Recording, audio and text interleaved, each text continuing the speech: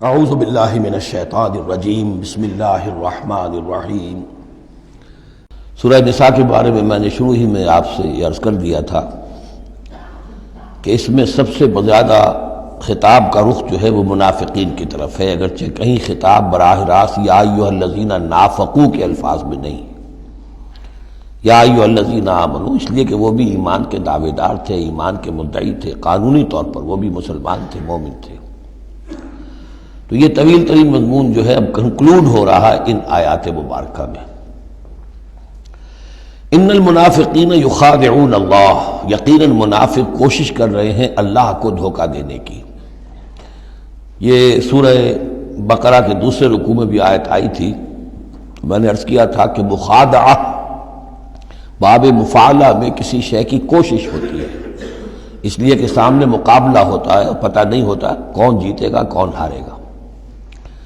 لیکن یہاں اللہ کی طرف سے وَهُوَ خَادِعُهُمْ، اور یہ خادع جو ہے یہ ثلاثی مجرد سے اس میں فاعل ہے، اور یہ آتا ہے نہایت زوردار تاکید کے لیے، اللہ ان کو دھوکہ دے کر رہے گا، یعنی یہ کہ اللہ نے ان کو جو ڈھیل دی ہوئی ہے وہ سمجھ رہے کہ ہم کامیاب ہو رہے ہیں،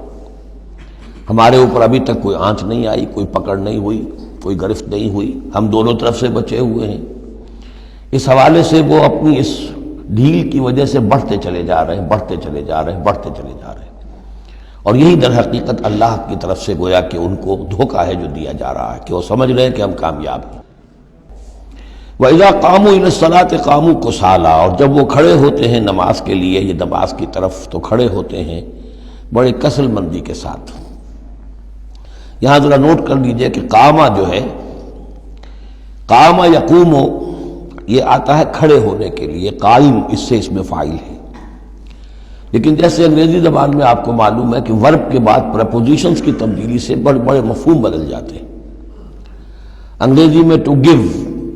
ایک خاص مصدر ہے، ٹو گیو اپ، اب زمین و آسمان کا فرق ہو گیا، ٹو گیو ان بالکل ہی الٹی بات ہو گئی۔ عربی میں اتنا فرق نہیں ہوتا، لیکن پھر بھی ظاہر بات ہے کہ جو پریپوزیشنز چینج ہوتی ہیں تو فرق پڑتا ہے، اسی لیے میں نے کہا تھا قام اعلی الرجال قوامون علی النساء، اس میں حاکم ہونا، سربراہ ہونا، کسی کے حکم کا نافذ ہونا۔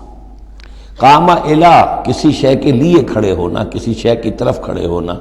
کوئی کام کرنے کا ارادہ کرنا۔ وَإِذَا قَامُوا إِلَى الصَّلَاةِ قَامُوا كُسَالَىٰ، جب کھڑے ہوتے ہیں نماز کی طرف تو صاف نظر آ جاتا ہے کہ طبیعت میں بشاشت نہیں ہے، طبیعت میں آمادگی نہیں ہے، مجبوراً چونکہ اپنے آپ کو مسلمان ظاہر کرنا ہے لہذا کھڑے ہو رہے ہیں۔ قام بے ہم نے پڑھا تھا، قوامین بالقسط، قائمم بالقسط اللہ کی شان ہے، کسی شے کو قائم کرنا۔ تو اس طریقے سے یہ جو الفاظ ہوتے ہیں ان کے ساتھ پریپوزیشنز کی چینج سے، یہ ہمارے ہاں عربی میں اس کو جو حروف جار کہتے ہیں، ان کے اضافے سے بہت اضافی معنی پیدا ہو جاتے ہیں۔ یراؤن الناس ولا یذکرون اللہ الا قلیلا، وہ لوگوں کو صرف دکھانے کے لیے کھڑے ہوتے ہیں، اور حقیقت میں جو ذکر الہی جو نماز کا اصل مقصد ہے، اقیم الصلاۃ علی ذکری، وہ انہیں نہیں حاصل ہوتا مگر بہت تھوڑا سا، کسی وقت کوئی واقعتاً اس بے دھیانی میں بھی ہو سکتا ہے کوئی آیت جو ہے وہ بجلی کے کڑکے کی طرح کڑک کر اور ان کے شعور کے اوپر کچھ نہ کچھ اثرات پیدا کر دے، الا قلیلا، بہت ہی شاذ۔ مذبذبین بین ذالک، یہ اس کے مابین مذبذب ہو کر رہ گئے ہیں، کفر کی طرف یا ایمان کی طرف، یکسو نہیں ہو رہے، اس لیے بار بار حضرت ابراہیم کے ساتھ اور حضرت ابراہیم کے تذکرے کے ساتھ حنیف کا لفظ آتا ہے، یکسو ہو جاؤ۔ دنیا میں کفر پر بھی انسان یکسو ہو تو کم سے کم دنیا بن جائے گی اس کی، لیکن یہ کہ اصل میں اگر دنیا اور آخرت دونوں بنانے ہیں تو پھر ایمان کے ساتھ یکسو ہونا ضروری ہے، لیکن جو بیچ میں رہیں گے ادھر کے نہ ادھر کے، تو ان کے لیے تو خسرت دنیا والآخرہ، ان کے لیے دنیا اور آخرت دونوں کا گھاٹا اور نقصان ہے۔ لا الہ الا ولا الہ الا، نہ تو یہ ان کی جانب ہے نہ ان کی جانب ہے، نہ ان کے ساتھ یکسو ہیں نہ ان کے ساتھ یکسو ہیں، نہ اہل ایمان کے ساتھ مخلص ہیں نہ اہل کفر کے ساتھ مخلص ہیں۔ وَمَن يُضْلِلِ اللَّهُ فَلَن تَجِدَ سَبِيلًا، اور جسے اللہ ہی نے گمراہ کر دیا ہو، یعنی جس کی گمراہی پر اللہ کی طرف سے مہر تصدیق ثبت ہو چکی ہے، پھر اب اس کے لیے فَلَن تَجِدَ لَهُ سَبِيلًا، اس کے لیے اب کوئی راستہ نہ پاؤ گے۔ یا ایھا الذین آمنوا لا تتخذوا الکافرین اولیاء من دون المؤمنین، یہ مضمون پہلے بھی آ چکا ہے کہ یہ بھی ایک نفاق کی علامت ہے کہ اہل ایمان کو چھوڑ کر کافروں کے ساتھ دوستیوں کی پینگیں بڑھائی جائیں۔ اہل ایمان مت بناؤ کافروں کو اپنے حمایتی اور مددگار اور دوست اور بھیدی مسلمانوں کو چھوڑ کر۔ اتریدون ان تجعلوا للہ علیکم سلطانا مبینا، کیا تم چاہتے ہو کہ تم اپنے خلاف اللہ کے ہاتھ میں ایک دلیل دے دو، حجت دے دو؟ یعنی اللہ تعالیٰ جب محاسبہ کرے گا آخرت میں تو اس دلیل کا کیا جواب دو گے کہ تمہاری دوستیاں کافروں کے ساتھ تھی؟ تو یہ تو حجت قاطع بن جائے گی تمہارے خلاف، علیکم سلطانا مبینا، یہ حجت قاطعہ ہوگی تمہارے خلاف۔ اب یہ آ رہی آیت ایک اعتبار سے یہ منافقین کے حق میں قرآن حکیم کی سخت ترین آیت ہے، اگرچہ جو سخت ترین آیت بعض اعتبارات سے بلکہ ایک خاص لطیف پہلو سے سخت تر جو آیت ہے وہ سورہ توبہ میں آئے گی۔ یہ دو صورتیں ہیں اصل میں طویل صورتوں میں سے، سورہ توبہ اور سورہ نساء، جس میں کہ نفاق کا مضمون سب سے زیادہ تفصیل کے ساتھ آیا۔ ان المنافقین فی الدرک الاسفل من النار، یقیناً منافق آگ کے سب سے نچلے طبقے میں ہوں گے۔ وَلَن تَجِدَ لَهُمْ نَصِيرًا، اور تم نہ پاؤ گے ان کے لیے کوئی مددگار۔ إِلَّا الَّذِينَ تَابُوا، اصل میں منافقت کا آخری پردہ جو چاک ہوگا وہ ہوگا سورہ توبہ میں، سورہ گویا کہ سن 9 ہجری میں جا کر۔ ابھی یہ ہم سن 4 ہجری کے آس پاس ہیں، اس حوالے سے ذرا ابھی فصل ہے، تو ابھی ان کے لیے ایک رعایت رکھی ہے کہ توبہ کا دروازہ تمہارے لیے ابھی کھلا ہے۔ إِلَّا الَّذِينَ تَابُوا وَأَصْلَحُوا، اب بھی اگر سوائے ان کے جو توبہ کریں اور اصلاح کر لیں،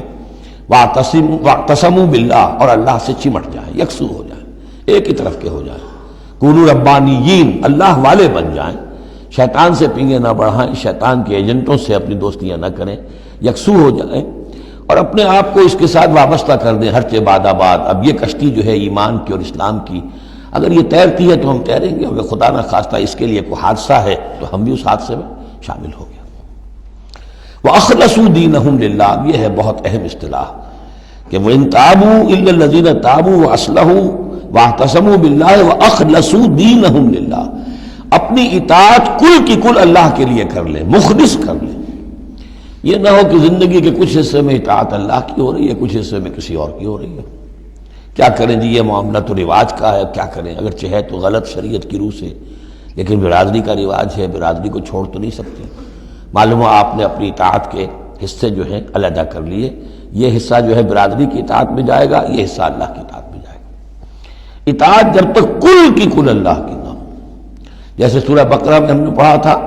قاتلوہم حتی لا تکون فتنۃ ویکون الدین للہ، دین ہو جائے پورا اللہ کے لیے۔ تو ایک تو اجتماعی سطح پر دین اللہ کے لیے ہو جائے، یعنی اسلامی ریاست قائم ہو جائے، پورا اسلامی قانون ہو، پورا اسلامی نظام ہو۔ اگر یہ نہیں ہے تو ایک شخص انفرادی سطح پر تو اپنی اطاعت تو خالص کر لے اللہ کے لیے، تو یہ تو انفرادی گویا کہ توحید عملی ہے۔ فَأُولَٰئِکَ مَعَ الْمُؤْمِنِينَ، تو یہ لوگ پھر اہل ایمان میں شامل ہو جائیں گے۔ یعنی ابھی پوائنٹ آف نو ریٹرن نہیں ہے ابھی سب کے لیے، بہت سے لوگ تو پہنچ چکے، لیکن پھر بھی ابھی توبہ کا دروازہ کھلا ہے۔ وَسَوْفَ يُؤْتِ اللَّهُ الْمُؤْمِنِينَ أَجْرًا عَظِيمًا، اور جہاں تک مومنین کا تعلق ہے تو اللہ تعالیٰ اہل ایمان کو تو ان قریب بہت بڑا اجر عطا فرمائے گا۔ اب یہ اپیل کے انداز میں بھی آخری بات ہے، مَا يَفْعَلُ اللَّهُ بِعَذَابِكُمْ، سوچو اے منافقو اللہ تمہیں عذاب دے کر کیا لے گا۔ اللہ کو سیڈسٹ ہستی نہیں ہے معاذ اللہ کہ اسے لوگوں کو دکھ پہنچا کر خوشی ہوتی ہو۔ ایسے پرورٹڈ انسان ہوتے ہیں، ان کی شخصیتیں مست ہو چکی ہوتی ہیں،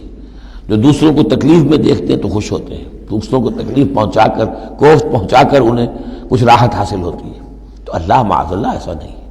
ما یفعل اللہ بعذابکم، اللہ کیا لے گا تم سے، تمہیں عذاب دے کر، ان شکرتم وآمنتم، اگر تم شکر کی روش اختیار کرو، ایمان کی روش اختیار کرو۔ وکان اللہ شاکرا علیما، اللہ تو بہت ہی قدردانی فرمانے والا ہے، قدر افزائی فرماتا ہے۔ جو بندہ اس کے لیے کوئی کام کرے، محنت کرے، اللہ تعالیٰ اس کی قدر فرماتا ہے، اور جو بھی وہ کچھ کرتا ہے اس کے علم میں ہوتا ہے۔ کوئی شے ایسی نہیں ہے کہ جو ان اکاؤنٹڈ رہ جائے گی کہ میں نے یہ بھی کیا تھا اللہ کے لیے لیکن اس کا اجر مجھے نہیں ملا۔ صدق اللہ العظیم۔